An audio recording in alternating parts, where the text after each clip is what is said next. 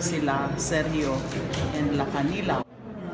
And it would appear Sergio and Lacanilaw nasa radar na yan, especially sa NBI, na by 2011 ay meron na ring reports or information on their status as drug couriers and drug mules. So they started as drug couriers or drug mules, and then they recruited others to become drug couriers and drug mules, like Mary Jane. Parang picture or mechanics niyan is ganun naman daw pala talaga, kaya parang may multiplier effect.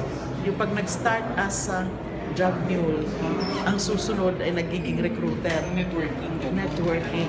So you start, some of them start as drug mules, and then they turn to being recruiters and recruit other prospective drug mules.